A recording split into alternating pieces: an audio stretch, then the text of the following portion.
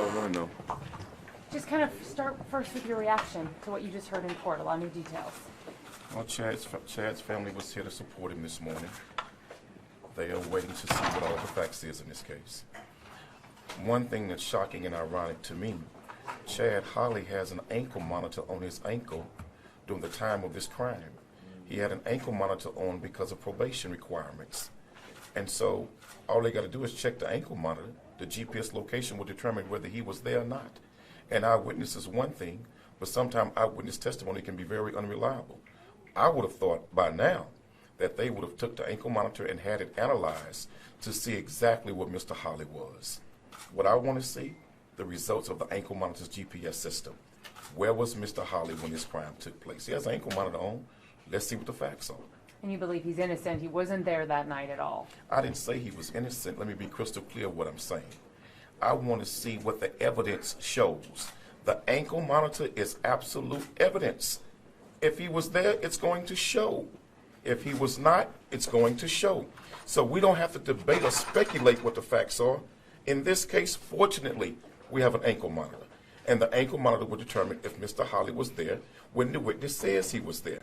If the ankle monitor shows he was somewhere else, that's something that we all have to give some serious credence to, because that's what the probation department and the courts lean on to determine where a suspect is and at what time. Also, what does the cell phone record say? Cell phone records, he got a cell phone with him, so let's see what the cell phone records say. If his cell phone records and the monitor shows from his ankle that he was somewhere else, then I don't believe he's guilty. But if the monitor shows that he was there, when his cell phone record shows he was there, then Mr. Holley has to answer for his actions. Nobody is saying right now for a fact what the truth is. But one thing we do know, there's an ankle monitor in this case. Let's see what the facts show. You've known Holley since he was 15 years old. What was it like to see him in court today charged with capital murder? It's heartbreaking because tens of thousands of dollars was invested into Mr. Holley to make sure he had a better future. He had a wonderful, wonderful, wonderful mother who sacrificed everything within her power to help her son. And I remember before Sheila passed away, she asked me would I help and look out for her son. So I'm really here honoring my word to his mother that I would keep an eye on Chad. This is a hell of a case because a lot of us put a lot of time, a lot of hours, a lot of resources into helping Chad Holley. But at the end of the day, is he guilty of capital murder? I don't know. But to Chad Holley, I do know for years, you might put some petty theft charge on him, but to turn him out to be a cold-blooded killer, that's not the Chad Holley I know. I really want to see what the GPS ankle monitor shows. Where was Chad at that time? Because he had one on when this man was killed. What has Chad told you? I'm not going to get off into that. You sent a statement yesterday saying that he denies. Chad Holley says he's innocent. Chad Holley says he's not guilty of the crime. That I can share with you. How's he feeling? How is he feeling? How would anybody else feel if you've been charged with capital murder and there's only two outcomes, life without parole or the death penalty? You know, he's scared, he's worried, and he should be. But at the end of the day, let's see what the ankle monitor shows. Let's see.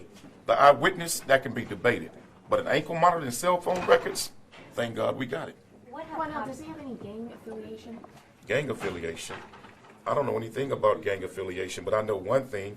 Wherever 2 or 3 or 4 black men get together standing on the corner, white folks always say they're gang affiliated. What's new? Quanell, you fought a lot against police brutality. Since this incident happened in 2010, have you seen a change or what needs to happen now? You know, I have to admit, in Houston, there's been a significant change in law enforcement's interaction with the community. In fact, I think Houston could be an example for other cities of how they dealt with a major issue, as Mr. Holley's was, of police misconduct, and how they overcame that and dealt with more police-community relations. I have to give credit where credit is due. The Houston Police Department has done a wonderful job in building relationships better with the community since Chad Holley, and to make sure these officers are held accountable. I do have to say that is the truth. Thank you. I have a great day.